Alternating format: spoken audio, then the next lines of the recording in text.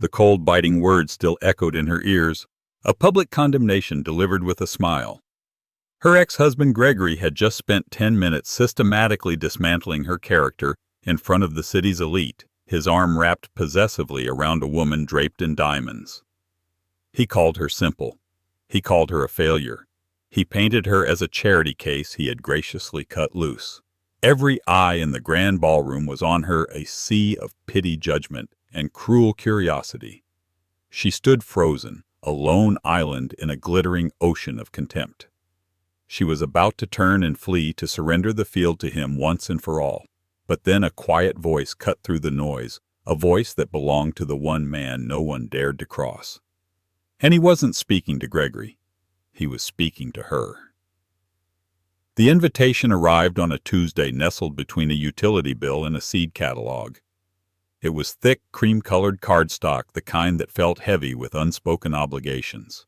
The embossed silver lettering of the Starlight Charity Gala shimmered under Audrey Miller's kitchen light, a relic from a life that felt like it belonged to someone else. For 7 years, this gala had been the glittering apex of her social calendar. As Mrs. Gregory Dawson, she would spend months planning her attire, her jewelry, her talking points. It was a performance, and Gregory was her demanding director.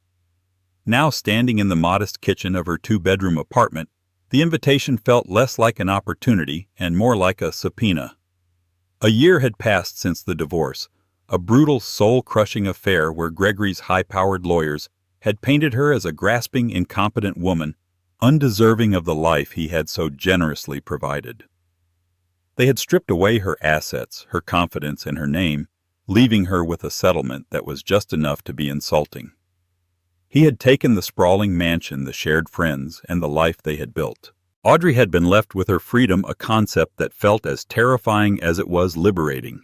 She had spent the last 12 months rediscovering the woman she was before Gregory. Audrey Miller, a pastry chef with a gift for creating delicate architectural desserts. She had poured her meager savings and boundless energy into opening a small bakery, the Gilded Spoon. It was a struggle. The hours were long, the profits were slim, and the constant fear of failure was a bitter taste in her mouth. But the scent of baking bread and melting chocolate was her therapy. The joy on a customer's face as they bit into one of her creations was a small, defiant victory. It was hers. All of it. "You're not actually thinking of throwing that out, are you?" Jenna, her best friend and unpaid business advisor, asked from the doorway, holding 2 cups of coffee. Audrey sighed, dropping the invitation onto the flour-dusted countertop. "I was thinking of burning it. It feels more ceremonial." Jenna set the coffees down and picked up the card. "The Starlight Gala. This is the biggest event of the year. The mayor will be there. Corporate sponsors. Potential catering clients for miles. Gregory will be there." Audrey countered, her voice flat. "He's on the host committee. He'll be there with her." Her was Tiffany Royce, the 20-something heiress Gregory had left her for. Audrey had seen the photos splashed across society blogs, Tiffany clinging to Gregory's arm, wearing jewels that could fund the Gilded Spoon for a decade. Tiffany with her vacant smile and a pedigree that Gregory found far more suitable than Audrey's humble origins. "All the more reason to go," Jenna insisted, her eyes flashing with protective fire. "You can't let him think he's chased you out of town. You need to walk in there with your head held high and show everyone that Audrey Miller is not just surviving, she's thriving." Thriving Jenna. "I spent this morning debating whether I could afford premium vanilla extract. I have dough under my fingernails and I haven't slept more than 5 hours a night in 6 months. That's not thriving, that's clinging to the side of a cliff with a spatula." "It's called building a dream," Jenna corrected gently. "And you look incredible doing it. Look, you don't have to be Mrs. Dawson anymore. You don't have to perform. You can just be you. Go have a glass of free champagne, schmooze with some rich people who might need 1,000 petit fours for their next party, and let Gregory see what he lost."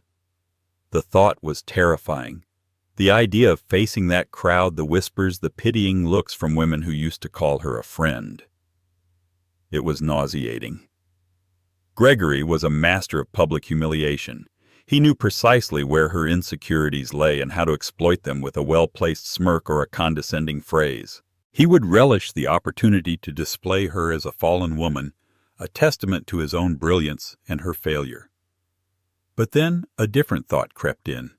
A small, stubborn ember of defiance. Why should she hide? She hadn't done anything wrong. She had supported Gregory's career, hosted his soulless dinner parties, and swallowed her own ambitions for the sake of his. She had poured her heart into a marriage he had treated like a business merger. Hiding felt like an admission of guilt, a confirmation of the lies he had spun about her. Jenna seemed to read her mind. Don't give him that power, Audrey. Don't let him write the final chapter of your story. This is your chance to start a new one. Later that week, Audrey found herself in a high-end consignment shop, the kind of place she never would have entered as Mrs. Dawson. She found a dress tucked away in the back, a deep sapphire blue silk that seemed to drink the light. It wasn't covered in sequins or brandishing a famous designer's label. It was simple, elegant, and timeless. It had a quiet confidence that resonated with the woman she was trying to become. When she tried it on, it fit as if it were made for her. It was a fraction of the cost of her old gala gowns, but it felt more valuable. It felt like her. As she stood before the mirror, she saw not the shattered ex-wife, but a woman standing on her own. The fear was still there, a cold knot in the pit of her stomach. But now it was mingled with something else: resolve. She would go to the gala. She wouldn't go to impress Gregory or to win back old friends. She would go for herself, to prove that her worth wasn't tied to a man's name or a seat at the head table. She would walk into that glittering hall as Audrey Miller, owner of the Gilded Spoon, and that would be more than enough. The Grand Imperial Hotel ballroom was exactly as Audrey remembered it. A cavernous space of gilded ceilings, colossal crystal chandeliers, and the suffocating scent of lilies and old money. A string quartet played softly in the corner, their music a polite veneer over the low hum of power plays and social maneuvering. Stepping through the arched entryway felt like diving into a cold, deep ocean. The pressure in her chest was immediate and immense. She clutched her small beaded purse, her knuckles white. Her sapphire dress, which had felt so empowering in the shop, now seemed woefully inadequate amidst the cacophony of designer gowns. Women floated past in clouds of tulle and taffeta, their laughter sharp and brittle. Men in bespoke tuxedos stood in tight circles, their voices a low murmur of stock prices and political gossip. It was the same stage, but she no longer knew her lines.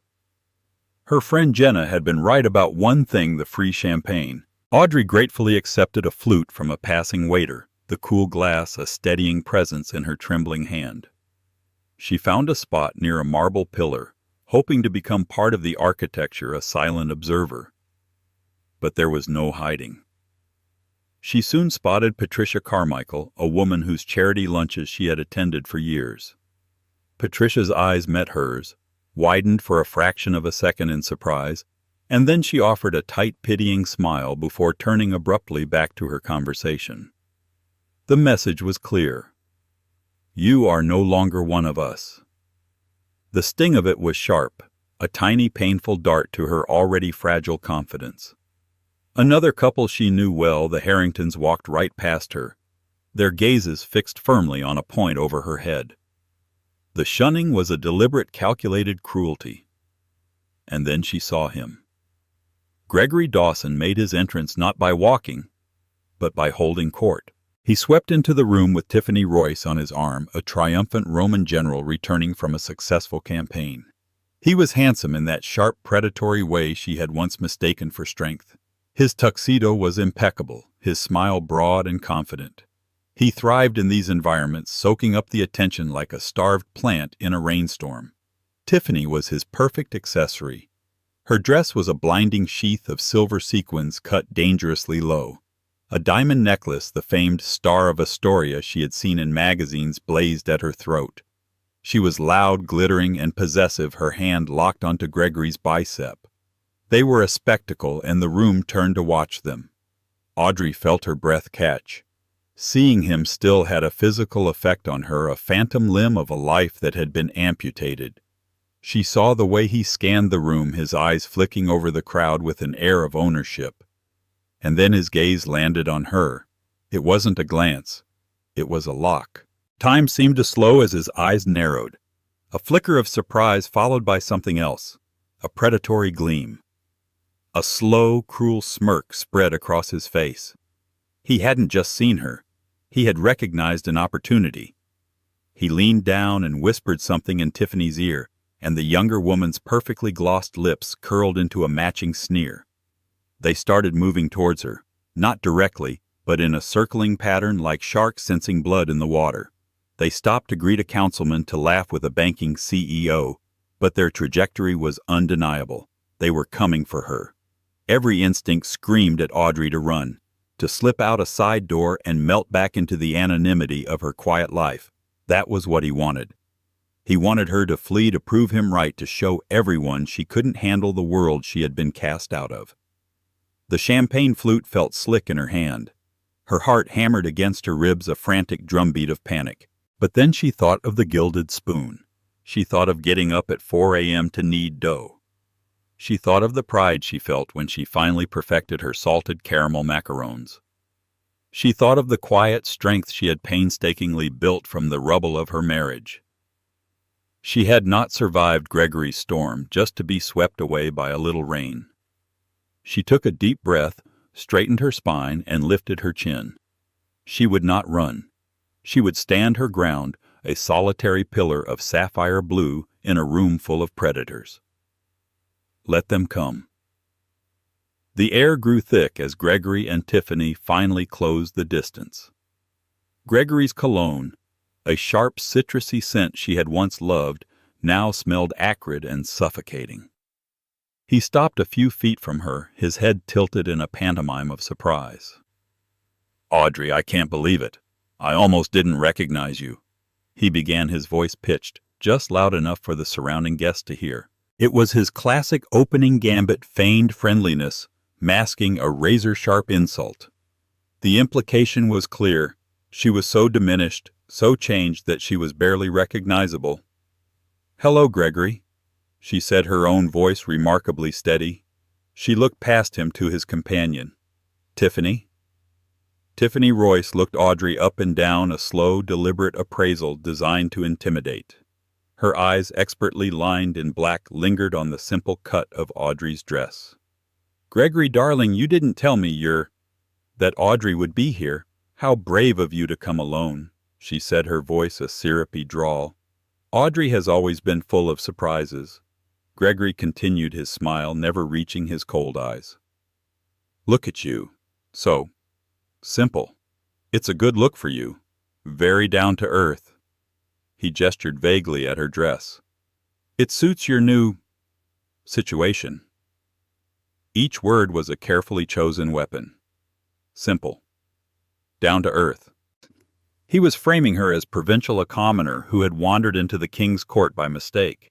He was reinforcing the narrative he had sold to their entire social circle, that he was the sophisticated visionary and she was the small-town girl who couldn't keep up.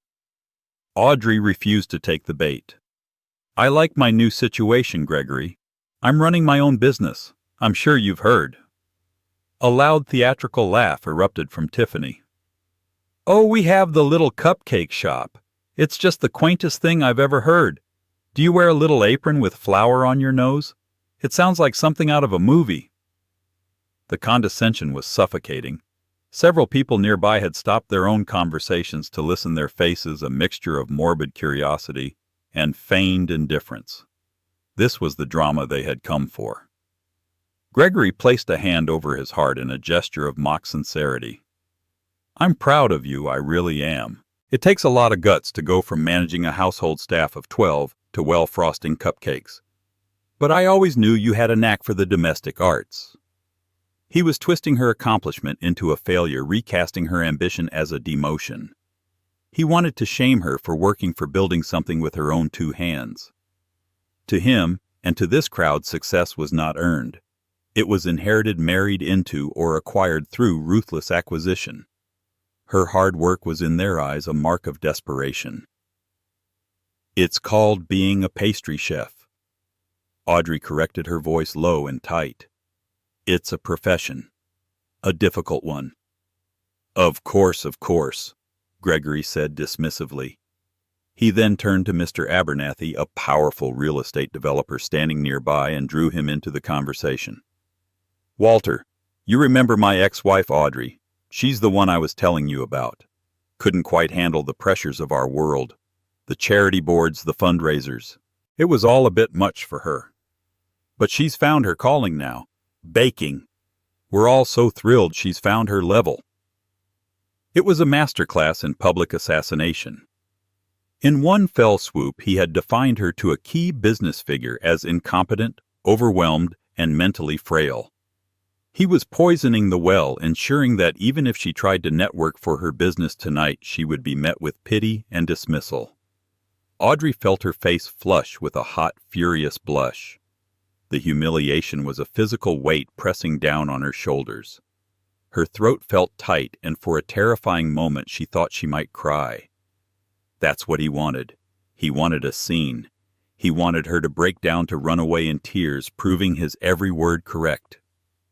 She looked at his smug face, at Tiffany's triumphant smirk, at the curious, judgmental eyes of the onlookers. And in that moment, the hurt and shame curdled into a cold, hard knot of anger. He would not break her. He had taken her house, her money, and her past, but he would not take her dignity. Not here, not tonight. She took a slow, deliberate sip of her champagne, meeting Gregory's gaze over the rim of the glass. "It's true, Walter," she said, turning to the developer with a calm, steady smile. The pressures of Gregory's world were immense. It's a full-time job pretending to admire a man who measures his worth in acquisitions, isn't it? I found I preferred creating things of actual value. You should stop by the bakery sometime. Unlike some investments, my cakes offer a guaranteed return of happiness." Abernathy blinked momentarily, speechless. A few onlookers shifted uncomfortably. She hadn't screamed or cried. She had hit back with elegance and a barb of her own. Gregory's smile faltered for a second, his eyes flashing with fury. He had expected tears, not wit. He was losing control of the narrative. He opened his mouth to retort, but just then the auctioneer's voice boomed over the speakers, calling the guests to pay attention to the stage. The moment was broken, but the battle had just begun. Gregory gave her a look that promised retribution. This was far from over. The charity auction was the centerpiece of the evening, a chance for the city's wealthiest to outbid one another for extravagant prizes while burnishing their philanthropic reputations. Audrey usually found the display of ego-driven giving distasteful, but tonight she watched with a specific interest. The final item on the list was a private donation to the St. Jude's Youth Art Collective, a small underfunded program that provided art supplies and mentorship to inner-city kids. It was a charity Audrey had championed for years, one she had personally introduced to the Gala committee. Her mother, an amateur painter, had believed passionately in the power of art to change young lives. Supporting the collective was the one piece of her old life she refused to let Gregory take from her. The auctioneer, a jovial man with a booming voice, introduced the donation. "And now, folks, for our final item, a chance to become the sole patron of the St. Jude's Youth Art Collective for an entire year. This donation funds everything from canvases to clay, and it gives these incredible kids a safe space to create. We'll start the bidding at $5,000. Audrey's heart gave a hopeful leap. The Gilded Spoon had had a surprisingly good quarter. She had done the math a dozen times. She could afford $5,000. It would be a stretch, but it was important. It was a way to reclaim a part of her legacy, to do some good in a world that had felt so cruel. $5,000, she called out, her voice clearer and stronger than she expected. A few heads turned in her direction, surprised. The auctioneer smiled. $5,000 from the lovely lady in blue? A wonderful start. Do I hear $6,000? $10,000! A voice boomed from the front of the room. It was Gregory. He didn't even look at the auctioneer. He stared directly at Audrey, a challenging smirk on his face. The bid was pointed in immediate escalation meant to put her in her place. The room buzzed. This was no longer about charity. It was a duel. Audrey's jaw tightened. He was doing this purely to spite her. He had never cared about the art collective. He'd always called it her little pet project. But he couldn't stand the thought of her getting a win, however small. Fine. 2 could play this game. 11,000? She called back, her gaze locked with his. 20,000. Gregory shot back, instantly leaning back in his chair and placing an arm around Tiffany, who giggled as if he'd just told a clever joke. The numbers were escalating far beyond what Audrey could afford. He knew it. Everyone knew it. He was no longer bidding against her. He was bidding against her empty bank account. He was publicly demonstrating his financial superiority, painting her as a pathetic pauper, trying to play in a league she no longer belonged to. The guests were watching with rapt attention, their faces illuminated by the stage lights. It was Bloodsport dressed up in black tie. Audrey felt a wave of nausea. She had to stop. Continuing would be fiscally insane. But stopping meant letting him win. It meant letting him publicly crush the one thing she cared about on this auction block. Her pride warred with her common sense. 21,000, she said, her voice barely a whisper. It was a reckless, desperate move. She didn't have $21,000 to spare. She would have to take out a loan, max out her credit cards. Gregory laughed. It wasn't a pleasant sound. It was a cold, sharp bark of victory. He stood up, ensuring everyone could see him. $50,000, he announced, his voice dripping with condescending pity. Let's end this little game, shall we? I think my dear ex-wife has had enough excitement for one night. The humiliation was absolute. It was a punch to the gut. The auctioneer, sensing the kill, didn't even wait for a counter. $50,000 to the generous Mr. Gregory Dawson, sold. The room erupted in polite applause. Gregory took a bow, a conquering hero. He turned to Tiffany and kissed her theatrically, as if the donation was a gift to her. He had not only won the bid, he had stripped Audrey of her cause, her dignity, and her last ounce of hope for the evening. The pitying stares were back now, mixed with a kind of morbid satisfaction. The fallen queen had tried to climb back to her throne and had been swatted down with contemptuous ease. Tears pricked at Audrey's eyes, hot and shameful. She couldn't stay here a moment longer. She turned her body, moving on autopilot, and fled the ballroom. She pushed past waiters and guests, ignoring their curious glances. She needed air. She needed to escape the suffocating weight of 1,000 judgmental eyes. She stumbled out onto a deserted stone terrace, the cool night air a shock to her burning skin. She leaned against the balustrade, the city lights a blurry, indifferent sprawl below, and finally let the tears fall. He had won. He had utterly, completely, and cruelly won. The terrace was an oasis of quiet. The muffled sounds of the gala, the music, the applause, the laughter seemed a world away. Audrey wrapped her arms around herself, the silk of her dress doing little to ward off the sudden chill that had nothing to do with the night air. The tears tracked silently down her cheeks, carrying with them the frustration, the anger, and the deep, aching hurt of the last hour. She felt foolish and weak, exactly as Gregory had intended. She was so lost in her own misery that she didn't hear the footsteps approaching on the stone floor. That was a cruel performance. True charity doesn't require a victim. The voice was low and resonant, calm and steady. It held no pity, only a quiet statement of fact. Audrey startled, quickly wiping at her eyes with the back of her hand. She turned to see a man standing in the shadows near the doorway. He was tall, dressed in a simple, perfectly tailored dark suit with no flashy watch or ostentatious cufflinks. He seemed to be an island of stillness in the chaos of the evening. His hair was dark with streaks of silver at the temples, and his eyes, even in the dim light, were sharp and intelligent. He looked vaguely familiar, but she couldn't place him. "I'm sorry," she stammered, embarrassed to be caught in a moment of weakness. "I was just getting some air." "There's no need to apologize," he said, taking a step forward into the soft glow of a sconce. You have nothing to be sorry for. Your ex-husband, on the other hand, should be ashamed of himself." Audrey stared at him. No one had spoken in her defense. No one had dared. In her old life, siding against Gregory Dawson was social suicide. "You saw that." "Everyone saw it," he replied with a slight mirthless smile.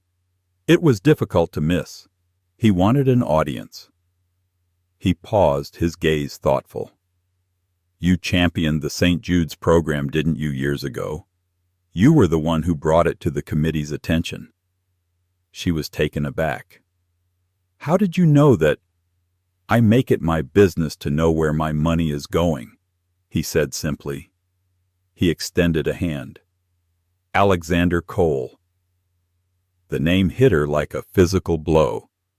Alexander Cole. The Alexander Cole. The reclusive billionaire. A titan of industry in tech and logistics, a man whose name was whispered with a mixture of awe and fear in every boardroom in the country. He rarely made public appearances, and his photo was seldom in the papers. He was a legend, a ghost in the machine of high finance, and he was standing here on this terrace talking to her. She numbly shook his hand. His grip was firm and warm. "Audrey Miller," she said, her voice small. "I know," he said, and the way he said it made her feel seen, not as Gregory's pathetic ex-wife, but as herself. "I also know you're the owner of a bakery called the Gilded Spoon. Your lavender honey eclairs are a work of art." Audrey's jaw nearly dropped. "You've been to my bakery. My assistant picks up an order every Friday morning. I have a notorious sweet tooth." He admitted, a genuine smile finally touching his lips, transforming his severe face into something surprisingly warm. "Your work is precise, innovative, and clearly a labor of love. It's the mark of a true artisan." To hear her work, her passion, described with such respect by a man of his stature was so unexpected, so jarringly different from the condescension she had just endured, that she felt a fresh wave of emotion threaten to overwhelm her. It wasn't pity. It was validation. "He doesn't see that," she found herself saying, the words tumbling out before she could stop them. "Gregory, he just sees cupcakes, something small and quaint to be mocked." "Men like your ex-husband don't see value," Mr. Cole corrected gently. "They only recognize price tags. He tried to buy a victory tonight, but all he purchased was a monument to his own insecurity. The work you do at St. Jude's, the business you're building, that has actual value. It cannot be bought at auction." His words were a balm on a raw wound. He spoke with a quiet authority that was more powerful than all of Gregory's blustering and posturing. For the first time all night, Audrey felt her shoulders begin to relax. She was talking to someone who wasn't judging her through the lens of her divorce or her bank account. He was simply seeing her. And in that moment, that was everything. Their conversation flowed easily after that. He asked about her bakery, not with polite disinterest, but with the sharp, insightful questions of a man who understood business from the ground up. He wanted to know about her supply chain, her profit margins, her plans for expansion. Audrey, who was used to her ambitions being dismissed, found herself speaking with a passion and confidence she hadn't felt in years. The warmth of their exchange was abruptly shattered by a familiar, unwelcome voice. "There you are. I was wondering where you'd run off to." Gregory stood in the doorway to the terrace, a possessive, triumphant look on his face. He had obviously come to gloat to witness the full extent of her tears and despair, but his expression faltered when he saw she wasn't alone. It curdled into a mixture of confusion and annoyance when he recognized her companion. "Alexander, good to see you," Gregory said, his tone shifting instantly to one of fawning familiarity. He strode forward, hand outstretched. "Gregory Dawson, I don't think we've been formally introduced, but we have a meeting with your acquisitions team next Tuesday." Alexander Cole looked at the outstretched hand for a long moment before slowly, deliberately shaking it. "Mr. Dawson, I'm aware." Gregory's chest puffed out, basking in the perceived acknowledgement from the most powerful man in the room. He then turned his attention back to Audrey, his dismissiveness returning like a shroud. "Don't let my ex-wife bore you with her sob stories, Alexander," Gregory said with a chummy laugh as if sharing an inside joke. She gets a bit dramatic. The divorce was hard on her. She's still adjusting to the real world. He put a hand on Audrey's arm, a gesture of ownership she flinched away from. Come on, Audrey. You've made your point. It's time for you to go home. It was the final patronizing insult. He was treating her like a child who had thrown a tantrum and needed to be sent to her room. He was asserting his dominance not just over her but in front of Alexander Cole. But Mr. Cole did not laugh. His calm demeanor vanished, replaced by an Arctic chill that seemed to drop the temperature on the terrace by 10 degrees. He took a small step forward, positioning himself slightly between Audrey and her ex-husband. On the contrary, Mr. Dawson, Alexander said, his voice dangerously quiet, I find Mrs. Miller's company refreshing. She speaks of value creation and passion. You, on the other hand, have spent the evening engaged in a rather vulgar display of cruelty. It's your company I find tiresome. Gregory froze. The blood drained from his face, his smug smile collapsing into a slack-jawed expression of disbelief. He had been so sure of his place in the hierarchy, so certain that a man like Cole would see Audrey as he did an irrelevant nobody. He had miscalculated. Horrifically. Before Gregory could even process the rebuke, Alexander Cole did the unthinkable. He turned his back on Gregory completely, a social gesture as brutal and final as a slap in the face. He faced Audrey, his expression softening once more. He extended his hand to her, not for a handshake, but as an invitation. Audrey, he said, his voice warm and clear, easily carrying in the sudden silence. Would you do me the honor of joining me at my table? The world seemed to stop. It was a simple question, but it was a declaration. In front of her tormentor, in front of anyone who might be watching from the ballroom, the most powerful man in the city was publicly, unequivocally choosing her. He was offering her his protection, his respect, and his alliance. Audrey looked from Alexander's outstretched hand to Gregory's stunned, furious face. For the first time, she saw not a powerful tycoon, but a small petty man stripped of his bravado, a bully who had just had his favorite toy taken away. A slow smile spread across Audrey's face, a real one. She placed her hand in Alexander's. His fingers closed around hers, a silent promise of support. I would love that, Alexander, she said. Together they turned and walked back into the grand ballroom, leaving Gregory Dawson alone on the terrace, utterly and completely humiliated. The return to the ballroom was like walking through the parting of the Red Sea. If Gregory's entrance had caused a stir, Audrey's re-entrance on the arm of Alexander Cole caused a seismic shock. Every conversation faltered. Every head turned. The whispers that had followed Audrey all night, pitying, mocking, now changed their tune.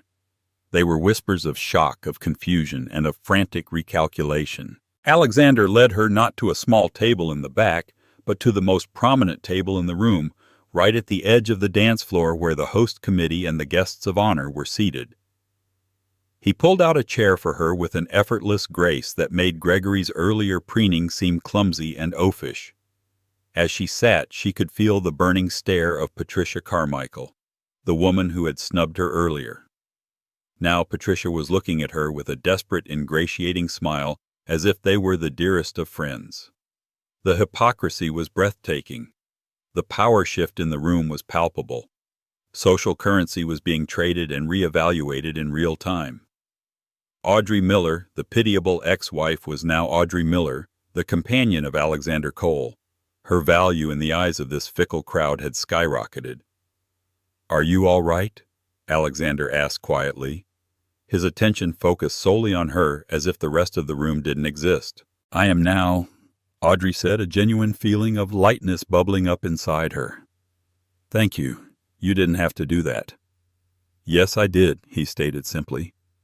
Bullies only understand power, and a public stage requires a public response. He signaled a waiter. What Dawson did was not just an insult to you, it was an insult to the charity you believe in. Which reminds me. He pulled out a sleek black checkbook from his jacket pocket. With a few fluid strokes of a pen, he wrote out a check and folded it.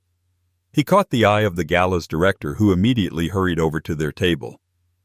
Mr. Cole, is everything to your satisfaction?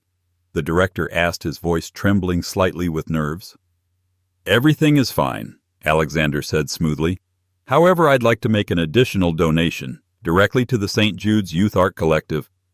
He handed the folded check to the man.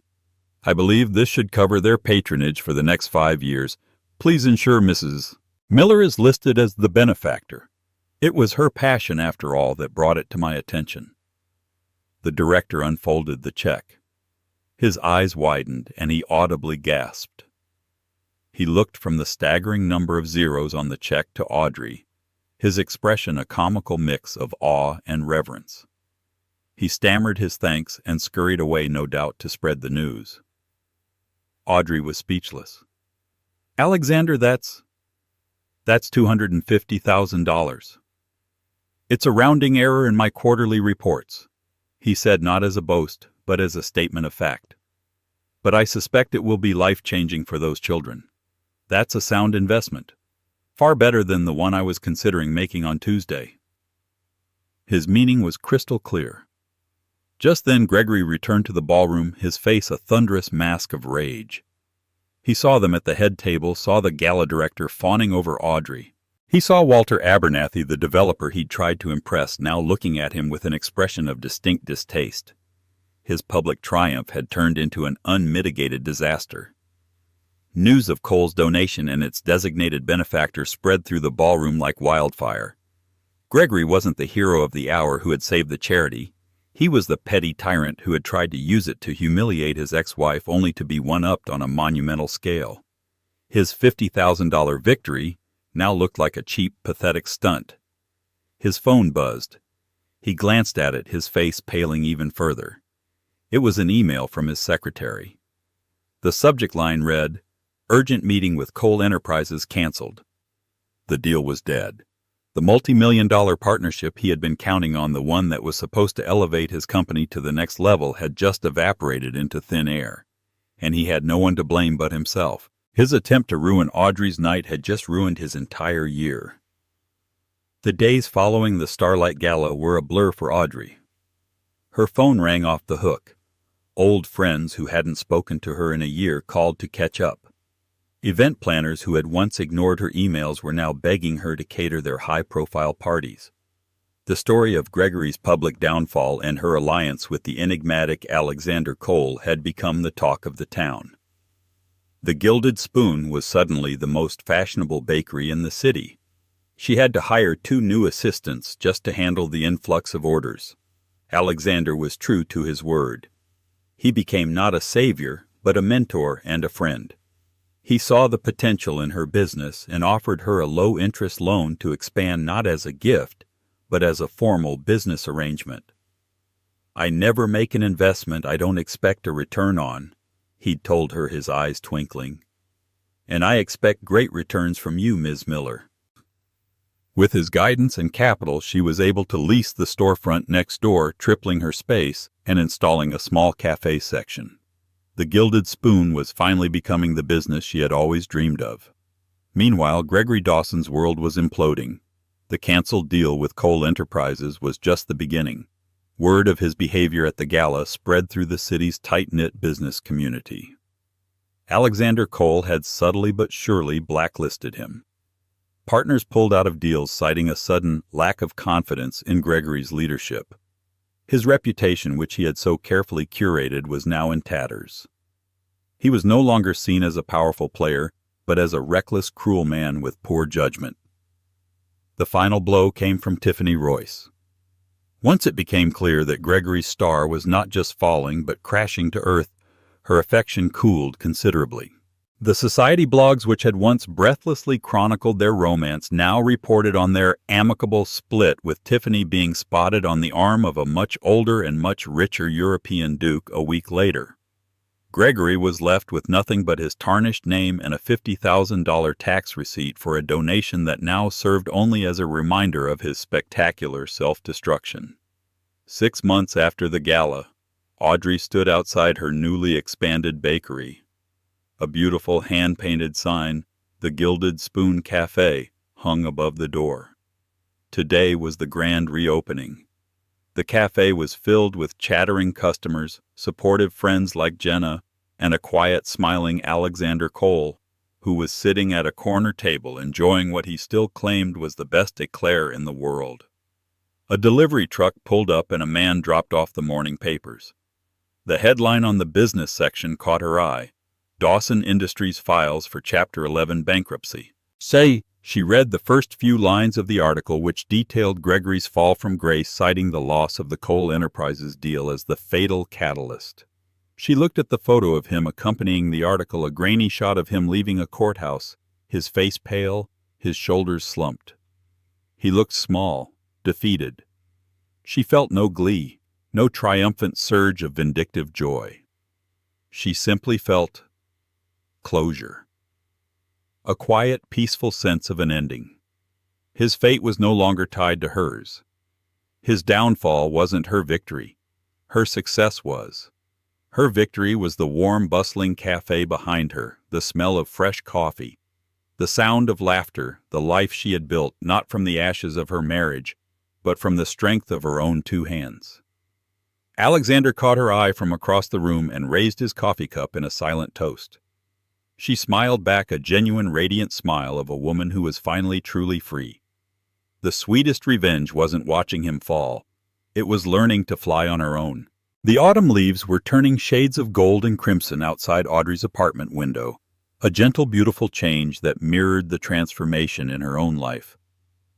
The frantic energy of the grand reopening had settled into a comfortable, busy rhythm. The Gilded Spoon Cafe was more than a success.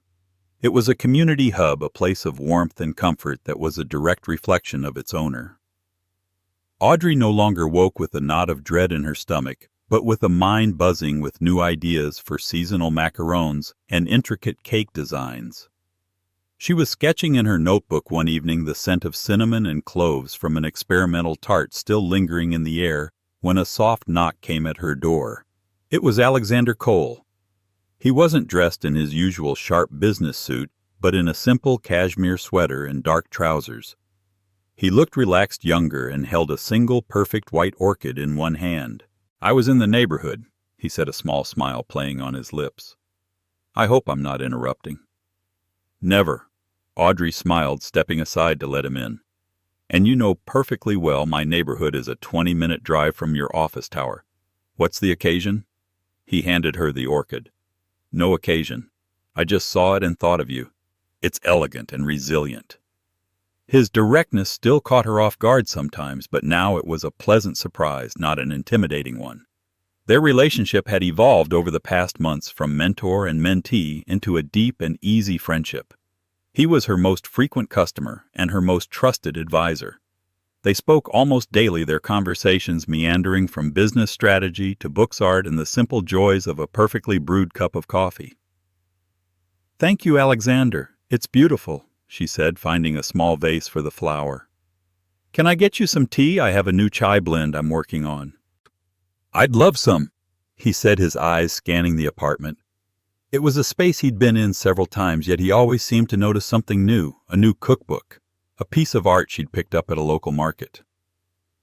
"Actually, I came here to ask you something. I have 2 tickets to the Philharmonic tomorrow night. They're playing Vivaldi. I know you're a fan." It wasn't a business event. It wasn't a charity gala. It was just an invitation, personal and thoughtful. She remembered him mentioning weeks ago how much she loved the emotional sweep of the 4 seasons. He had listened. He had remembered. "I would be delighted to go, Alexander," she said, her heart giving a little flutter that had nothing to do with business and everything to do with the man standing in her living room. The concert hall was a world away from the Grand Imperial Hotel ballroom. The atmosphere wasn't one of social climbing and judgment, but of shared appreciation for beauty. As the first notes of spring filled the air vibrant and full of life, Audrey felt a profound sense of peace. She was here not as someone's +1, not as an accessory, but as herself, sharing a beautiful experience with a friend. During the intermission, they stood on a balcony overlooking the city lights, much like the one where they had first truly spoken. "Do you ever think about that night at the gala?" Audrey asked quietly, not out of pain, but out of curiosity. Alexander turned to look at her, his expression serious. "I think about the injustice of it. I grew up with very little Audrey. I watched my father work himself to the bone for men who saw him as nothing more than a cog in their machine. They would belittle him, dismiss his ideas, and take credit for his labor. I promised myself I would never be that man, and that I would never stand by and watch someone else be treated that way." It was the most he had ever shared about his past. Suddenly his fierce defense of her that night made perfect sense. It wasn't just about chivalry. It was about a deeply ingrained sense of right and wrong forged in his own history. "You didn't just defend me that night, Alexander," she said, meeting his gaze. "You saw me. After years of feeling invisible, of having my own ambitions and ideas dismissed as hobbies, you saw the person I was trying to become. You didn't save me. You gave me the space to save myself." He reached out and gently took her hand, his thumb stroking the back of it. It was a simple, comforting gesture that felt more intimate than any grand romantic display. "Audrey, the woman you are today, was there all along. He just tried to bury her under the weight of his own ego. I didn't see potential. I saw reality." The final bell chimed, calling them back to their seats. As they walked back into the concert hall hand in hand, it felt like the most natural thing in the world. This wasn't a calculated move on a social chessboard. It was a quiet, unassuming beginning. A new piece of music just for them, filled with the promise of a future built not on power or prestige, but on a foundation of mutual respect, shared values, and the simple, profound act of truly seeing one another. And there you have it. A story about how the attempt to publicly shame someone can backfire in the most spectacular way. Audrey's story is a powerful reminder that true strength isn't about the name you carry or the money in your bank account. It's about dignity, resilience, and the courage to build a life on your own terms. Gregory thought he could destroy her by taking everything away, but he only succeeded in clearing the path for her to find her own power. The intervention of a kind stranger didn't save her. It simply illuminated the strength she had cultivated all along. What did you think of Gregory's karmic justice? Was it satisfying to see his world crumble because of his own cruelty? We love hearing your thoughts and opinions, so please drop a comment below and let us know what you thought of this story. If you enjoyed this journey of justice and empowerment, please give this video a thumbs up, share it with someone who might need to hear it, and don't forget to subscribe to the channel for more real-life stories. Thank you for listening, and we'll see you in the next video. How does a woman who gave up everything for her husband's dream react when he discards her like a forgotten trinket? For 10 years, Stella poured her soul into Garrett's ambition, only to be told she was no longer a part of the picture he wanted to paint. He left her for a younger, flashier model, a woman who represented the glamorous life he now craved, alone and shattered. Stella believed her story was over. But what happens when the deepest betrayal becomes the catalyst for an unbelievable new chapter? This is a story about how hitting rock bottom can sometimes be the perfect foundation to build an empire, and how one man's trash truly becomes a billionaire's treasure. The silence in their minimalist, painfully white apartment was the first thing Stella noticed. It wasn't a peaceful silence. It was a heavy, suffocating blanket of unspoken words. For a month, Garrett had been moving through their shared life like a ghost, his presence a mere shadow where a husband used to be. The laughter that once echoed off the polished concrete floors had been replaced by the sterile hum of the refrigerator and the distant sounds of the city. They had built this life together, brick by painful brick. 10 years ago, Garrett was an architectural draftsman with big dreams and an empty wallet. Stella was a promising sculptor, her hands capable of breathing life into cold clay, but she had lovingly packed away her tools to take on 2 jobs funding Garrett's master's degree and cheering him on as he founded his own boutique firm, Vantage Designs. She was the silent partner, the unpaid assistant, the strategist who helped him win his first major contract. His success was her success, or so she had thought. Tonight the silence finally broke. Garrett stood by the floor-to-ceiling window, not looking at the sprawling city lights, but at his own reflection. He was wearing a suit she didn't recognize, Italian sharp and ridiculously expensive. "Stella, we need to talk," he said, his voice as cool and distant as the glass he was staring into. Her heart, which had been nervously fluttering, dropped into the pit of her stomach. "Okay," she whispered, her hands gripping the edge of the marble countertop. He turned, and for the first time in weeks he looked directly at her. But the warmth she knew was gone. His eyes, once full of shared dreams, were now clinical, assessing. "This isn't working anymore," he stated, not with sadness but with the finality of a business decision. "I've changed. My life has changed. Our life has changed." "Garrett," she corrected gently, a desperate plea in her tone. "We've worked so hard for this." A flicker of annoyance crossed his face. "No, I've worked for this. Stella, you're comfortable. You're familiar. But I'm not the man I was. I'm moving in circles now where image is everything. I need someone who fits that image, someone who complements the vision." The words were like tiny sharp daggers. "Complements the vision. I helped you create the vision." "What are you saying?" He finally had the decency to look away, his gaze falling on a small, worn clay bird she had sculpted years ago, the only piece of her old life she insisted on keeping on their mantelpiece. He'd always said he loved it. Now he looked at it with disdain. "I've met someone," he said, the three words landing with the force of a physical blow. "Her name is Tiffany. She's a model. She understands the world I'm in now.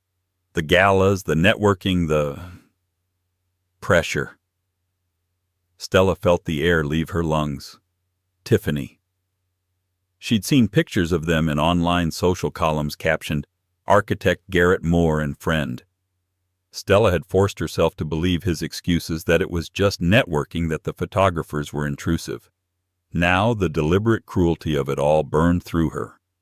A model, she repeated the word, tasting like ash. "So that's it. 10 years of marriage, of building you up from nothing, and you're trading it in for a pretty accessory.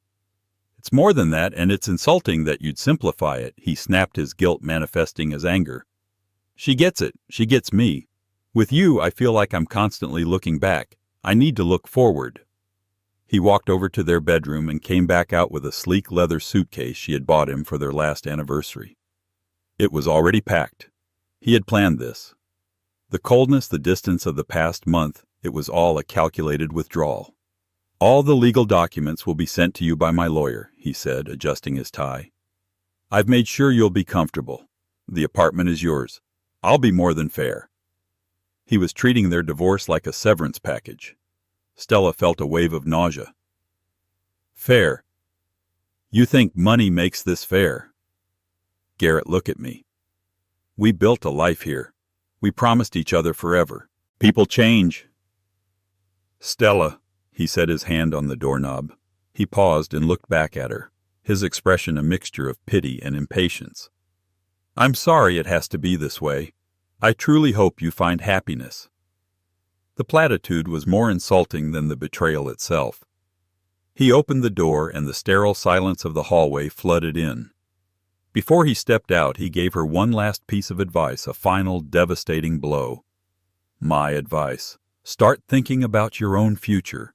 You can't live in my shadow forever." And then he was gone. The door clicked shut, and the heavy silence returned. Only this time it was filled with the deafening sound of her world collapsing. She stood frozen in the middle of the room, the perfect minimalist prison he had built, and her, its only inmate. He hadn't just left her. He had erased her from the picture of the life she helped create. The days that followed were a blur of gray. Stella moved through the apartment like a ghost, a specter, in a life that was no longer hers. Every object screamed Garrett's name. The espresso machine he had to have, the ridiculously uncomfortable sofa he'd chosen because it was featured in a design magazine, the framed blueprints of his award-winning skyscraper hanging on the wall, a project whose initial concept she had helped him brainstorm on a napkin in a cheap diner years ago. Her friends rallied around her. Her best friend Paige, a fiery redhead with a no-nonsense attitude, came over armed with 2 bottles of wine and a plan to burn all of Garrett's remaining possessions. They spent an evening packing his books, his clothes the ridiculously large collection of self-important architectural awards into boxes labeling them ego and things a snake shed. It brought a temporary smile to Stella's face, but when Paige left, the emptiness returned larger and more cavernous than before. The true torture, however, came from the digital world. Garrett and Tiffany were not discreet.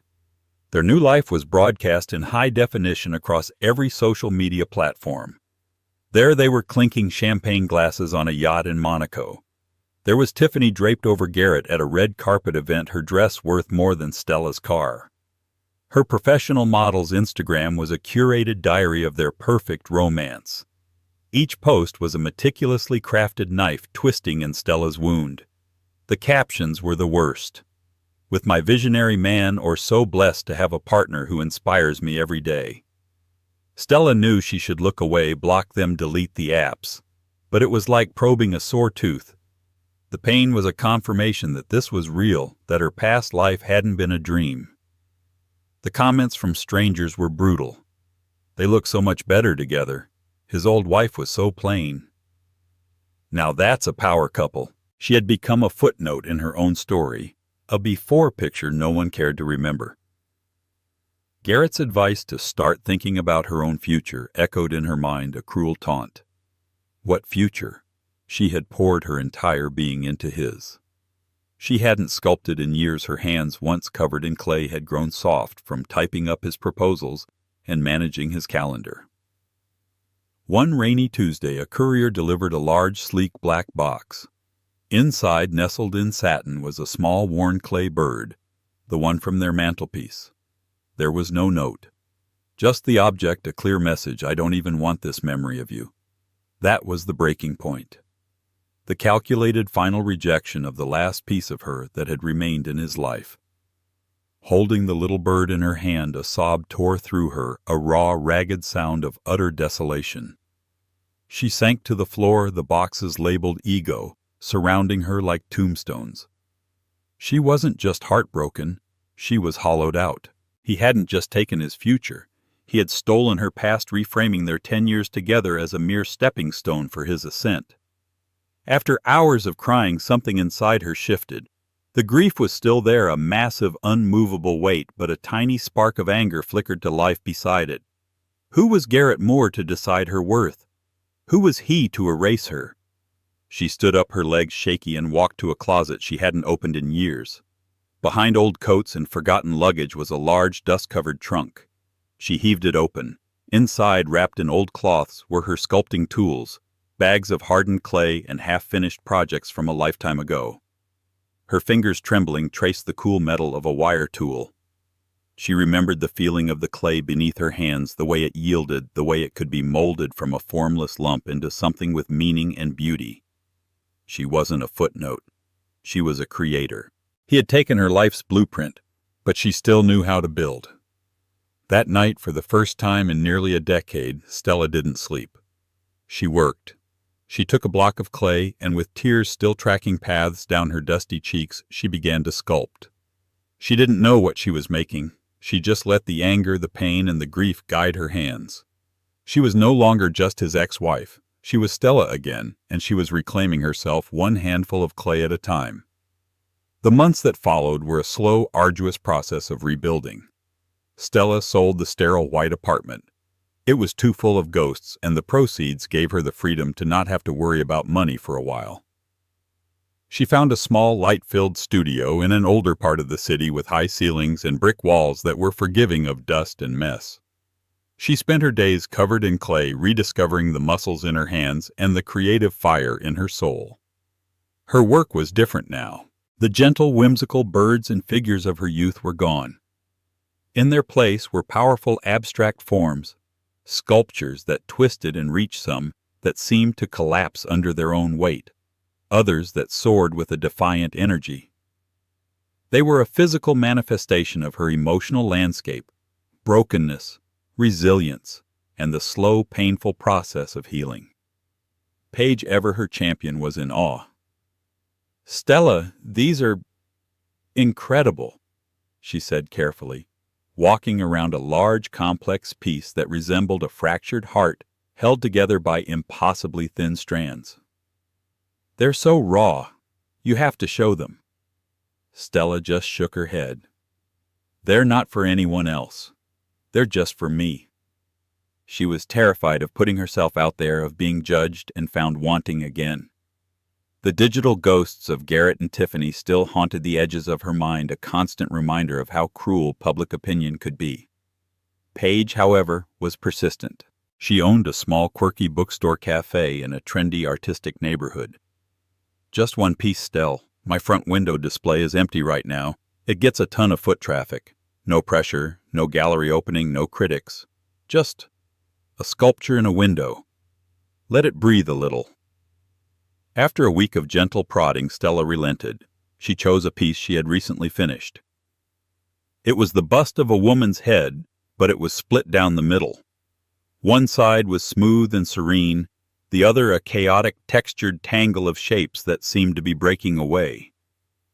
Yet from the center of the chaos, a single delicate hand emerged, reaching upwards towards the light. She called it fractured, not broken. Paige helped her install it on a simple pedestal in the bookstore window, surrounded by classic novels. Stella felt a terrifying vulnerability seeing her work so exposed, a piece of her soul on public display. For the first few days, she avoided the street entirely. But then Paige started sending her photos, pictures of people stopping on the sidewalk, their faces full of curiosity and contemplation. A photo of an art student sketching it in a notebook. A text that read, "Some guy in a ridiculously sharp suit just stood here staring at it for a full 10 minutes. Gave me the creeps, but in a rich, important way." Stella dismissed it, but the seed of confidence had been planted. Maybe her work did have a voice. Maybe it could speak to people. One afternoon, a week later, an email landed in her inbox. The subject line was simply, "Regarding your sculpture." The sender's name was Arthur Vance, with an email address from a corporate entity she didn't recognize, Beaumont Enterprises. The email was brief and formal. "Ms. Collins, I am the executive assistant to Mr. Winston Beaumont. Mr. Beaumont has taken a profound interest in the sculpture currently on display at the Daily Grind bookstore.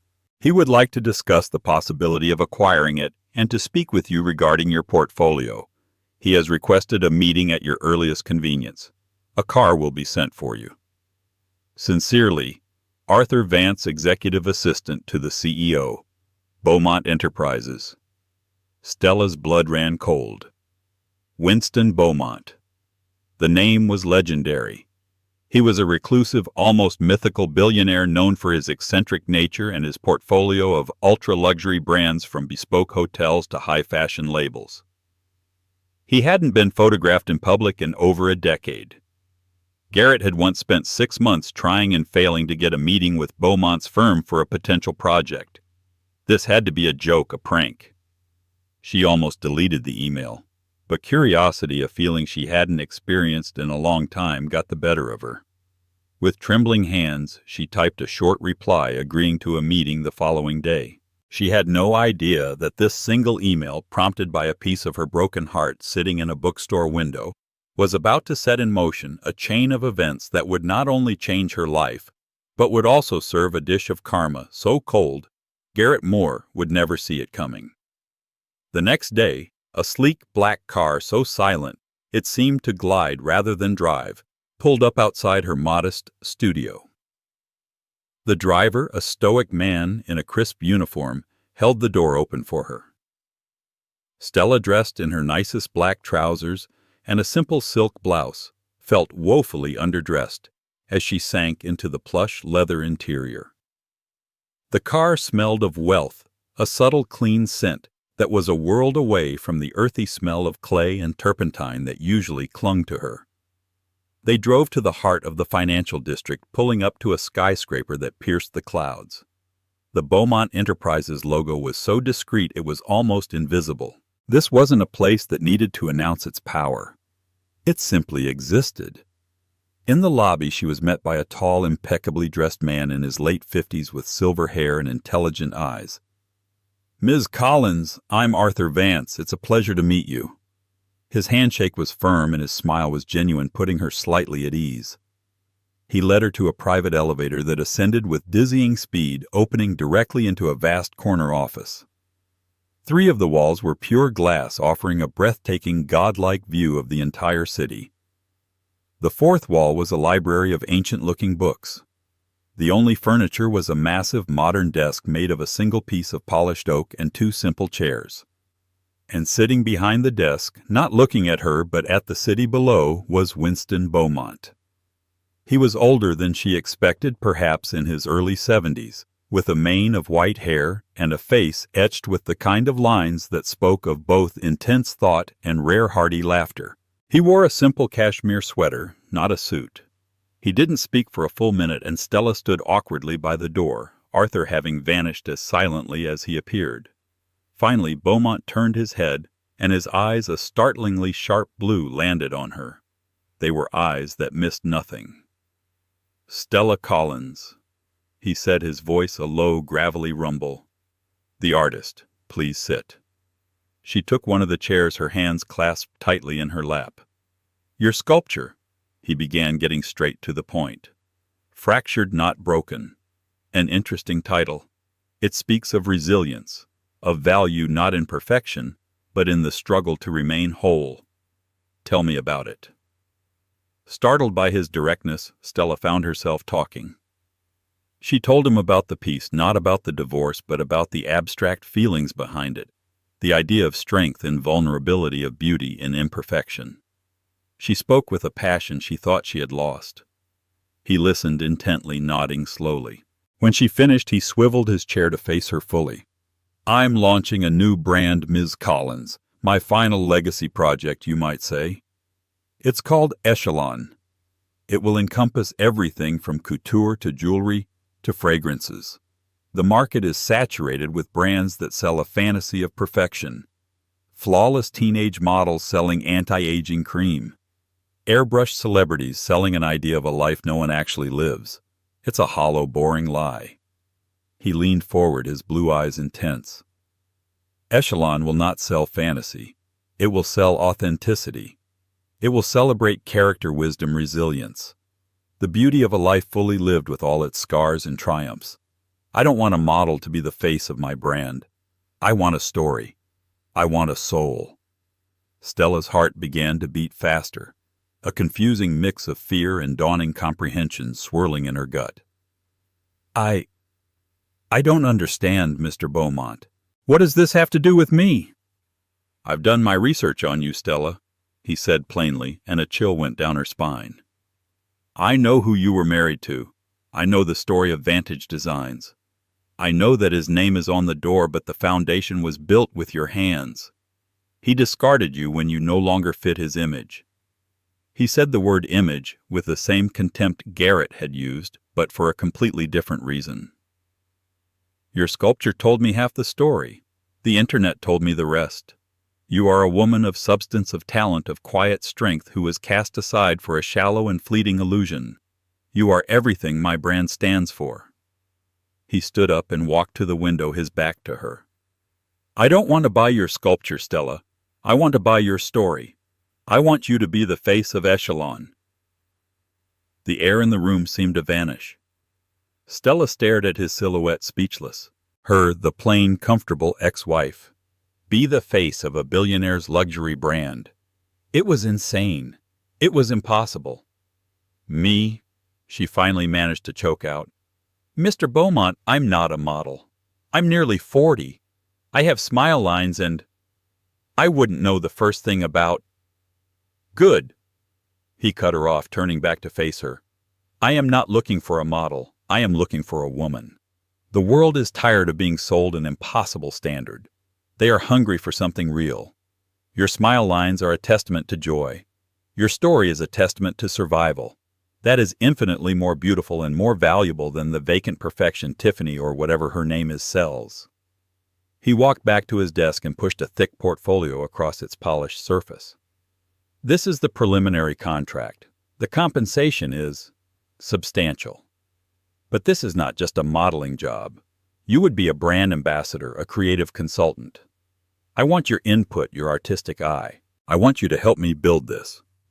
All I ask is that you be yourself. Your authentic, fractured, but not broken self. Stella looked from his piercing gaze to the portfolio. Inside was a life she couldn't possibly have imagined. A chance to not just rebuild, but to build something magnificent from the ruins of her past. It was terrifying. It was audacious. And it was perhaps the most perfect, elegant form of justice she could ever dream of. Saying yes to Winston Beaumont was the single most terrifying and exhilarating moment of Stella's life. The days that followed were a whirlwind, a complete submersion into a world she had only ever viewed from the outside. The Echelon project was already a well-oiled machine operating in secret for over a year. Now she was its centerpiece. Her first meeting was with the creative team led by a formidable woman named Anja Petrov, a legendary art director with a severe haircut and an even more severe reputation for perfectionism. Stella entered the minimalist conference room feeling like a lamb to the slaughter. The room was filled with impossibly chic young creatives who all stopped talking and stared at her as she walked in. Anya, however, didn't look at Stella with judgment, but with intense analytical curiosity. "So," Anja said, her accent sharp and precise, "you are our authenticity." The first few weeks were a crucible. Stella was subjected to wardrobe fittings not to change her, but to find clothes that expressed who she was. The stylists didn't push her into trendy, uncomfortable outfits. Instead, they brought her timeless, elegant pieces in rich fabrics, cashmere, silk, tailored wool. They taught her that style wasn't about following fads, but about understanding silhouette and substance. The most challenging part was the photography. The campaign's lead photographer was a world-renowned artist named Matteo, famous for his raw, unretouched portraits. His lens felt like a microscope for the soul. During their first session, Stella was stiff and self-conscious, hyper-aware of every perceived flaw, the faint scar on her chin from a childhood fall, the way her eyes crinkled when she smiled. "Stop posing," Matteo commanded, his voice gentle but firm. "I am not here to photograph a mannequin. I am here to photograph Stella. Talk to me. Tell me about the first time you felt clay in your hands." As she spoke, she forgot about the camera. She remembered the messy, joyful feeling of creation. A genuine smile touched her lips, and her posture relaxed. Click. "Tell me about a time you felt truly lost," he said. The memory of Garrett walking out the door flashed in her mind. Her expression shifted, a flicker of pain and resilience passing through her eyes. Click. He didn't ask her to smile, to pout, or to look seductive. He asked her to feel. The resulting photographs were breathtaking. They were not pictures of a model. They were portraits of a woman. In one shot, her hands dusted with clay were the focus. In another, she was laughing a genuine, unguarded laugh that lit up her entire face. In the most powerful one, she simply looked into the camera, her gaze steady and clear, her expression conveying a quiet strength that was more compelling than any conventional beauty. Throughout the process, Winston Beaumont was a distant but constant presence. He would review the campaign materials and provide brief, insightful notes. He met with Stella once a week. They wouldn't talk about marketing strategies, but about art, literature, and life. He was mentoring her, shaping not just her public image, but her belief in herself. Garrett Moore's mistake was that he sees value only in the finished, polished product, Winston said during one of their meetings. He doesn't understand that the true value, the true beauty, is in the process. The fire that forges the pressure that creates the diamond. Echelon is not selling a product. We are celebrating the process. Stella began to transform, not on the surface, but from the inside out. The hesitant, broken woman who had walked into his office was being replaced by a confident, poised individual who understood her own worth. She was no longer just the sculptor or the ex-wife. She was becoming the embodiment of Echelon's ethos. She provided input on the scent of the first fragrance, suggesting notes of earth and amber that reminded her of her studio. She consulted on the design of a jewelry line, sketching pieces that were inspired by the beautiful imperfections of nature. She was not a face for hire. She was a partner. The week before the global launch, Arthur showed her the final campaign centerpiece, a massive billboard destined for Times Square Rodeo Drive and every major fashion capital in the world. It was the photo of her looking directly into the camera. Her face, unretouched, filled the frame. Her eyes told a story of pain, survival, and quiet triumph. Beneath it there was no product, just a single word in elegant script echelon. And below that, a simple tagline: "Beauty is the story you tell." Looking at the image, Stella didn't see the woman Garrett had left behind. She saw herself whole and powerful. The campaign was ready. The world had no idea what was coming. And neither did Garrett Moore. The launch of Echelon was not a gradual rollout. It was a global shockwave. Overnight, the campaign appeared everywhere. The billboard of Stella's face dominated cityscapes. Full-page ads featuring Mateo's striking portraits took over the covers of Vogue, Harper's Bazaar, and Vanity Fair. The television commercial, a beautifully shot minute-long film that told a story of a woman reclaiming her passion and her life, played during primetime slots. There was no loud music, no flashy graphics, just Stella's compelling presence and a quiet, confident voiceover. The campaign was an immediate, explosive success. It was the talk of the fashion and marketing worlds. Pundits praised its audacity, its revolutionary approach to luxury branding. But for the general public, it was more than that. It was a story. News outlets, fashion blogs, and social media influencers scrambled to uncover the identity of the mysterious, captivating woman who was the face of Echelon. Within hours, the story broke. The face of Echelon, not a supermodel, but a sculptor and ex-wife of famed architect Garrett Moore. The narrative was irresistible. The media framed it as the ultimate story of karmic justice.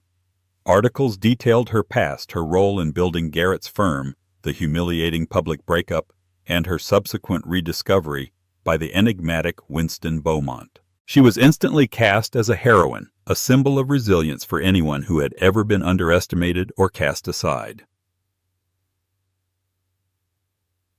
Stella Collins and Echelon became the top trending topics worldwide. For Garrett and Tiffany, the day began like any other. They woke up in their lavish penthouse, their world still revolving around their own perceived importance. Garrett was preparing for a major presentation, hoping to land a career-defining contract with a group of international investors. Tiffany was scrolling through her phone, annoyed that a new campaign was cluttering her social media feed. "Ugh! Have you seen this Echelon campaign? It's everywhere," she complained, not looking up from her screen. "Some old woman is the face of it. So weird." Garrett, adjusting his tie in the mirror, grunted non-committally. "Beaumont's new brand. He's an eccentric, probably some desperate attempt to seem authentic." It was his assistant who broke the news. He called Garrett, his voice frantic. "Sir, have you seen the news? You need to look at the Echelon campaign. It's Stella." Garrett's blood ran cold. He snatched Tiffany's phone and stared. There on the screen was his ex-wife. Not the quiet, mousy Stella he remembered, but a powerful, luminous woman who looked directly at him from the digital page, her eyes holding a universe of strength he had never bothered to see. He clicked on a news article, his hands shaking. The headline screamed, "From Heartbreak to Billboards, the Incredible Story of Stella Collins." He read in stunned silence, the words blurring together. Her talent, her contribution to his success, his betrayal. It was all laid bare for the world to see. He was no longer the visionary architect. He was the villain in Stella's triumphant story. Tiffany peered over his shoulder, her perfectly made-up face contorting in disbelief and fury. "That's her! That's your ex-wife! This is a joke, right? This is some kind of sick joke." Her panic was palpable. Her own career was built on a foundation of conventional, youthful beauty. Stella's campaign was a direct refutation of everything she represented. Suddenly, Tiffany was the one who looked dated, shallow, and irrelevant. The power couple image they had so carefully constructed had been shattered overnight. Garrett's phone began to buzz incessantly. Calls from his partners, his clients, his mother. The investors he was supposed to meet with sent a curt email postponing the meeting indefinitely. The narrative had shifted. He was no longer the man who had achieved greatness. He was the fool who had thrown away a diamond completely unaware of its value until it was displayed for the entire world to see. He sank onto the edge of their designer bed, the phone dropping from his hand. He looked around the penthouse at all the trappings of the perfect life he had so ruthlessly pursued. For the first time it all felt cheap, hollow, and utterly meaningless. On a billboard a dozen blocks away, his ex-wife's face presided over the city, a silent, powerful testament to his monumental misjudgment. The shadow he had told her to step out of had just eclipsed his entire world. The fallout from the Echelon launch was swift and brutal. For Stella, it was an overwhelming deluge of positive attention. She was lauded as an icon of grace and strength. Talk shows wanted to interview her, magazines wanted to feature her, and women from all over the world flooded her new official social media accounts with messages of support, sharing their own stories of heartbreak and resilience. She handled it all with a quiet dignity, guided by Winston and his team, always steering the conversation back to the brand's message of authenticity, not her personal drama. For Garrett and Tiffany, however, the world was caving in. The story had a perfect villain, and he had Garrett's face. His professional reputation took an immediate catastrophic hit. The story of how Stella had been the unsung partner in his firm's early days spread like wildfire in the architectural community. Whispers that had once been dismissed as rumors were now treated as fact. Was he really the genius he claimed to be, or was he just a charismatic frontman who had discarded his creative anchor? The group of international investors he had been courting pulled out completely, citing concerns about his brand integrity. Two of his junior partners, sensing the shift in the tide, resigned to start their own firm. Vantage Designs was toxic. Garrett, in a state of panic and wounded pride, tried to reach out to Stella. He called her old number, which was disconnected. He sent a long, rambling email to the general inquiry address on the Echelon website. It was a pathetic mix of a half-hearted apology and an accusation that she was doing this to ruin him. Stella, I don't know what this is, but it has to stop. My life's work is being torn apart. If this is about revenge, you've made your point. We can talk about this, find a solution. I know I made a mistake. I was under a lot of pressure. Please just call me. Stella read the email once and deleted it without a second thought. It wasn't about him anymore. His panic was his own problem to solve. Tiffany's world was crumbling even more spectacularly. Her image was her currency, and it had been devalued overnight. She was the face of fleeting superficial beauty, while Stella was the face of timeless substance. A cosmetics brand she had a lucrative contract with put their partnership under review, citing a shift in their marketing strategy towards more relatable figures. In a cruel twist of irony, she was being discarded for not fitting the new image that was taking the world by storm. Her jealousy and insecurity festered, finally boiling over at a high-profile industry event a few weeks after the launch. It was a charity gala that both she and Stella, as the new face of Echelon, were attending.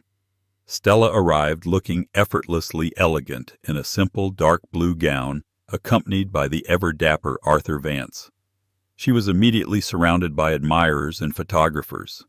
Tiffany, who had spent hours on her hair and makeup, found herself being ignored. She watched from the sidelines, her resentment growing with every flashbulb that went off in Stella's direction.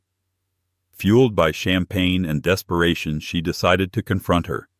She cornered Stella near the terrace. "You must be so proud of yourself," Tiffany sneered, her voice dripping with venom. "Tearing down his life all because you couldn't handle being left behind." Stella looked at her not with anger, but with a calm, almost pitying expression. "This has nothing to do with Garrett, Tiffany. This is my life." "Oh, please," Tiffany scoffed, her voice rising. "You think anyone believes that you were a nobody, and now you're pretending to be this icon of strength? It's pathetic. You're just a bitter old woman who got lucky." A small crowd, including several journalists, had started to notice the confrontation. Arthur took a protective step forward, but Stella subtly held up a hand to stop him. She was going to handle this herself. "You're right about one thing," Stella said, her voice even and clear. "I was a nobody. I made myself so small for so long that I almost disappeared. But you see the difference between us, Tiffany, is that my value isn't based on what a man thinks of me or how I look on camera. My value comes from what I can create, what I've overcome. You built your career on an image. I'm building my life on a foundation." Tiffany was momentarily speechless, her attack completely deflated by Stella's unshakable calm. Stella continued, her voice softening slightly. "For what it's worth, I hope you find a foundation of your own someday. It's much more reliable than the spotlight." With that, Stella turned and walked away, leaving Tiffany standing there exposed and humiliated under the watchful eyes of the crowd. The next day, the headlines weren't about a catfight. They were about Stella's class and Tiffany's public meltdown. Tiffany hadn't just lost the confrontation, she had proven Stella's entire point for her. She was the illusion, and Stella was the reality. The official Echelon launch gala was the most anticipated event of the year. It was held in a specially constructed pavilion in the city's botanical gardens, a stunning structure of glass and light. The guest list was a carefully curated collection of the world's most influential figures in art, business, and culture. The theme of the evening was substance and soul, and at its center was Stella, the brand's living embodiment. She arrived with Winston Beaumont, who was making his first public appearance in over a decade. He was a lion in winter, his presence radiating a quiet, absolute power that made everyone else in the room seem to shrink. Stella was breathtaking in a custom-made Echelon gown of deep emerald silk. She moved through the crowd, not as an ex-wife or a model, but as a queen in her own court, greeting artists and CEOs with a confidence that was now second nature. Unbeknownst to her, Garrett had managed to secure an invitation. He had called in every favor he had, left desperate for a final face-to-face confrontation. He looked haggard, a shadow of the slick, confident man who had walked out on her months ago. His firm was on the brink of collapse, and his relationship with Tiffany had imploded in a storm of bitter, resentful accusations. He watched Stella from across the room, a maelstrom of regret, anger, and disbelief churning inside him. She was a stranger to him now, poised, powerful, and utterly out of his reach. He waited for a moment when she was standing alone looking at a display of the Echelon jewelry line. He approached her cautiously, his heart pounding. "Stella," he said, his voice hoarse. She turned, her expression unreadable. She wasn't surprised to see him. In a way, she had expected this. "Garrett," she acknowledged, her tone polite but distant. "You look incredible," he stammered. "Listen, we need to talk. What you're doing, this whole campaign, it's based on a lie. You're making me out to be a monster." Stella raised an eyebrow. "Am I? I've never once mentioned your name in public. I've only ever told my own story. If the world sees you as a monster in the reflection of my success, perhaps that's a conversation you should have with your mirror, not with me." Desperation clawed at him. "It was a mistake, I know that now. I was a fool. I miss you, Stell. I miss what we had." "No, you don't," she said, her voice firm, devoid of the pity he was hoping for. "You miss the idea of me. You miss the woman who propped up your ego and put your dreams before her own. That woman doesn't exist anymore. I'm grateful to you for that, actually. You set me free." Just then, Winston Beaumont approached, placing a paternal hand on Stella's shoulder. He looked at Garrett, and his sharp blue eyes held a flicker of something ancient and cold. "Mr. Moore," he said, his voice a low rumble, "I'm surprised you have the audacity to show your face here." Garrett bristled. "This is between me and my ex-wife." "I'm afraid you're mistaken," Beaumont replied smoothly. "This is where it ends, but it began a long, long time ago. 15 years to be precise." Garrett looked confused, but a flicker of long-buried memory seemed to stir in his eyes. Beaumont continued, his voice resonating in the sudden quiet that had fallen around them as nearby guests paused to listen. You were a junior architect at a large firm. You were assigned to a small residential project, a guest house for a private estate. The lead designer on that project was a young visionary. He developed a groundbreaking concept for cantilevered structures that would become his signature. You were his assistant. You saw his genius. Garrett's face went pale. He knew this story. That young designer had to take a sudden leave of absence for a family emergency. Beaumont said, his voice like ice. When he returned, he discovered you had presented his core designs, his foundational concepts as your own to the firm's partners. You received the promotion. You used that stolen foundation to launch your own firm, Vantage Designs. You buried him. Stella stared at Winston, then at Garrett, whose face was now a mask of pure horror. The name of that young architect, Winston said, delivering the final devastating blow, was Winston Beaumont, Jr., my son. He was so disillusioned by the betrayal that he left the profession entirely. He's a happy history professor now, but you stole his dream. The crowd around them was silent, hanging on every word. So, you see, Mr. Moore, Beaumont concluded, when I read about how you had discarded another brilliant foundational partner in your life, I saw a pattern. I believe in karma, and I believe in giving deserving people the platform that was stolen from them. Elevating Stella was not just good business. It was a cosmic debt finally being paid. He gestured discreetly to two security guards who had materialized nearby. I believe you were just leaving. Garrett was utterly broken, exposed, a fraud. Without another word, he turned and stumbled through the crowd, the whispers and stares following him like a shroud. His ruin was now complete, public, and absolute. This was never just about a breakup.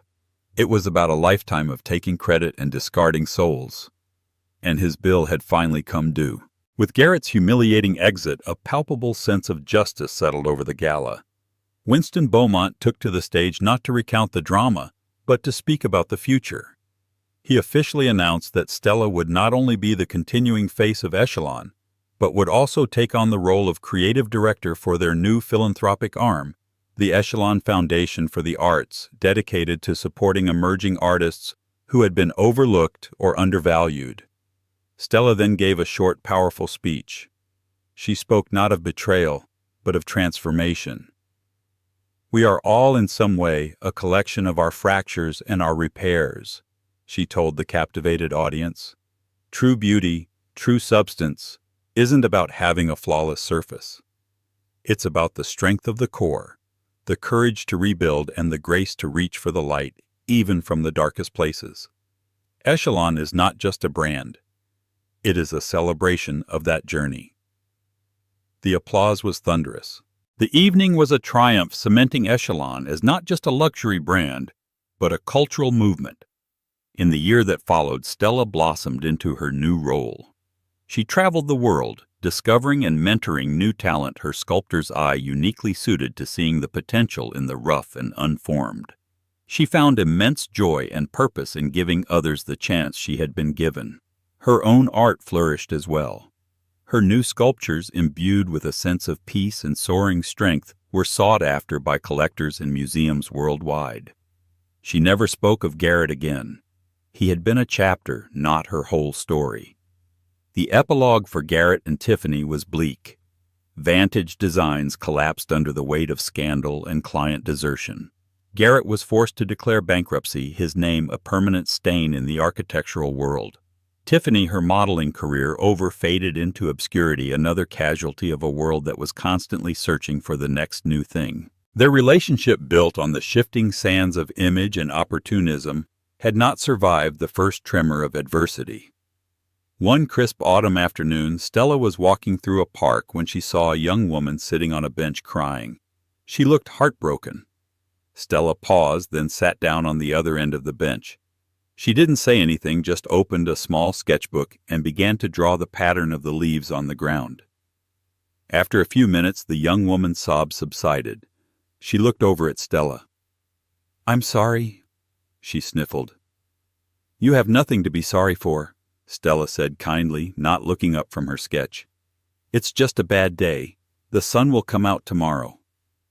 The young woman recognized her. You're Stella Collins. Stella smiled a genuine warm smile that crinkled the corners of her eyes. I am. And I can tell you from experience, hitting the bottom is a terrifying feeling. But it's also the most solid place from which to build something new, something truly your own. She tore the sketch of the leaves from her book and handed it to the woman. Your foundation, she said. Then she stood up and walked away. A woman who had not just survived the collapse of her world, but had learned to build a new one more beautiful and far stronger than she had ever imagined. She was no longer fractured. She was whole. Stella's incredible journey reminds us that our lowest moments do not define us. They refine us. It's a powerful lesson in how the end of one story can be the unexpected beginning of a much greater one. The world told her she was finished when her husband left, but in reality her true narrative was just about to be written. This story shows that karma isn't always loud and vengeful. Sometimes it's the quiet, undeniable success that speaks the loudest. It's a testament to the fact that true value in people and in life is never just skin deep. It's built from resilience, talent, and an unbreakable spirit. What did you think of Stella's ultimate triumph? Do you believe in this kind of karmic justice? Let us know your thoughts in the comments below. If you were moved by this story, please give this video a thumbs up, share it with someone who might need to hear it, and don't forget to subscribe to our channel for more real-life dramas. Thank you for listening.